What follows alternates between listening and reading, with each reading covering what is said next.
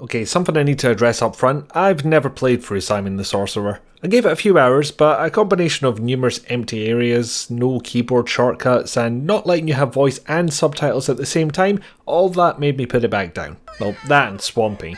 I've never felt sorry for someone exactly as much as I've wanted to flatten their face. Thankfully these here videos are not reviews of the games themselves, but of the sprucing up job done to said game, and I have words about that. In fact, I feel like doing things a little differently this time. Let's go through what's been promised and what we've actually got. Here's the description from the GoG page, which I'm only focusing on because that's where I bought the game from, and they might be on a different update schedule to Steam or the mobile stores. So we'll see how that goes. Totally new, much praised gameplay controls that were built from the ground up.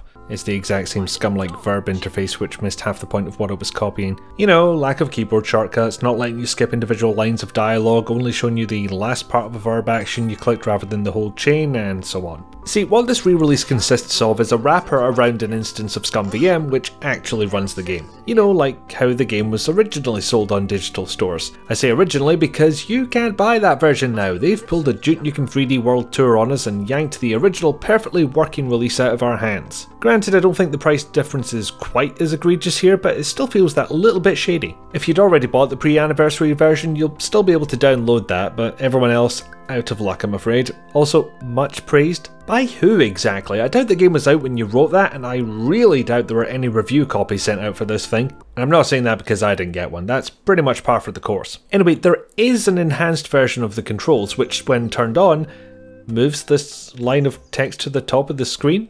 Okay, it turns out there's more to it than that. Here's the full list of additions for this new version. Hotspot based, no more pixel hunting. This means that when your mouse cursor is near to an interactive object, a little hotspot will appear around it. Alright, good feature that. Especially when a lot of the original game's assets blend into the background so easily. And there's a wee mobile-friendly keyboard shortcutless button in the corner for showing all the hotspots in an area, a button which is curiously not turned off by switching to classic controls. And it only shows the hotspots for a few seconds, not sure why that is.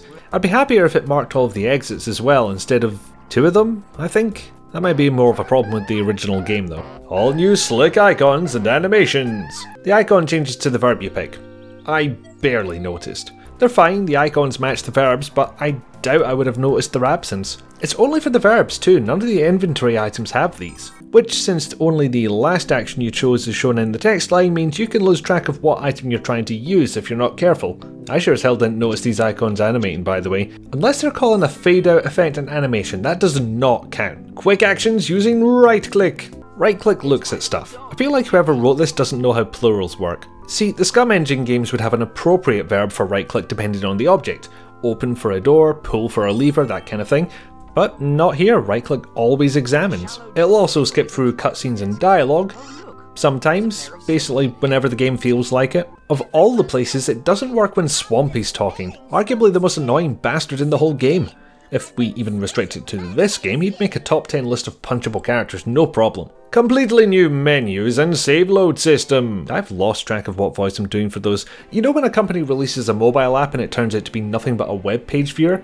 That's what this wrapper portion feels like. This main menu bit, basically. First thing that tipped me off to the whole wrapper around ScumVM situation was the screen flickering that occurred when starting or loading a game. At least they actually acknowledge and credit the ScumVM project, unlike the people who ported Humongous Entertainment's back catalogue to the Wii. Doubt they're going to release their source code changes though, GPL be damned. 4 new music options, new stereo recording and the original music in MT32 General MIDI or Adlib. Okay, this is pretty cool. Not only a remastered version of the music, read synthesized orchestra, but catering to people who love the various classic interpretations. That's some nice extra effort there. Well, it would be if you didn't have to reload your game to change which music it plays, or change the music volume. I feel the need to repeat this both for purposes of emphasis and comedy.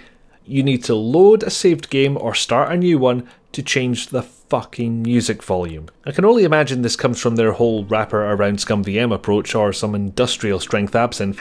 Hell, maybe both. High-end graphics upscaling, Okay, I'm not going to harp on this one too much. Everyone I've seen talking about this re-release hates the filter. I don't think it looks good. It's rare that this very general approach yields good results. There's even parts of the intro where the filter makes things look worse. I'll never understand why some companies don't get this whole putting your best foot forward idea. It baffles me.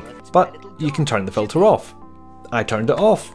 I was happier. Although I do want to mention that you need to reload your game to switch modes, much like with changing the goddamn music volume. So once the filter was off, it looked fine for me. Optional retro settings. Play with the original graphics, original music, and even the original controls. Again, good idea here. Make all of these individually optional rather than a shiny new mode versus a classic mode. Except you can't turn off the show hotspots button, so it's all lies. There is no way to get a proper classic mode when the hotspot indicator can't be turned off either. Unless you get your own install of ScumVM and point it towards the 25th anniversary folder. That works fine. Nice to see this get a leg up on the Duke Nukem 3D World Tour because its data wasn't compatible with any source port. So in a way they're still selling the previous digital version, you just have to set it up for yourself. And pay twice what they were charging for the original. Multiple languages! Right, if there's one reason to go with this version, it's the fact that you can play with voice and subtitles at the same time, and my old ears appreciate this function very much. This is more of a failure on the part of the original than a genuine advantage of the re-release however, so minimal praise. You can also get those subtitles in Spanish, French, Italian, German, Russian and Hebrew,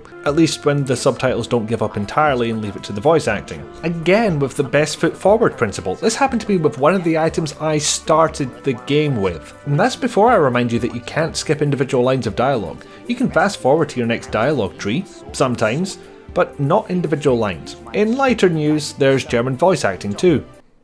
Okay, seems random, but that's cool too. So I've been through the entire description and found a fault with every single line of it. That's what we call a bad start, because this is before I get into the other issues I encountered.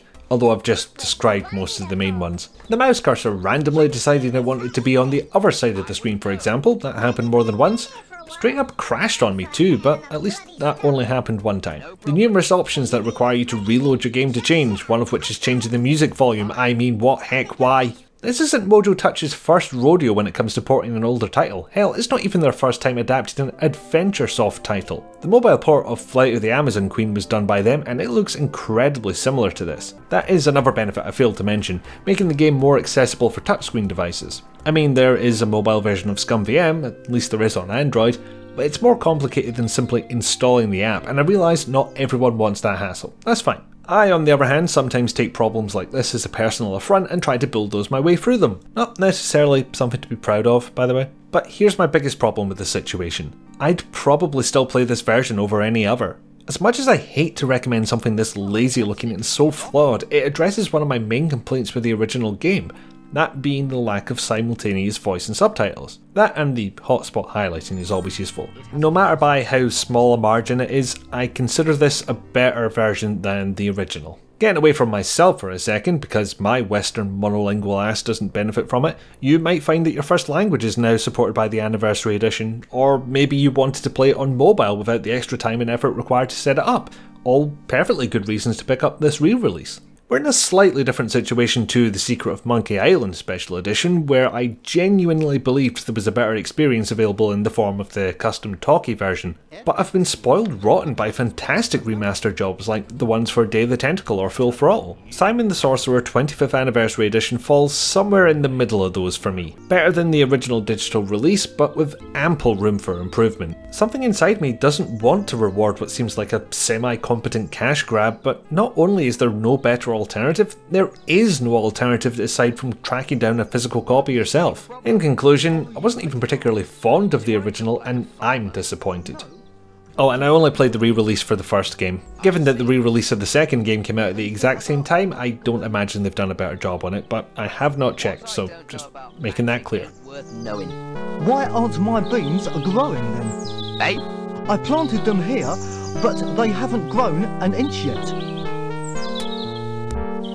Maybe you should water them. Water them? Why would I want to do that? To make them grow? That sounds like a good idea.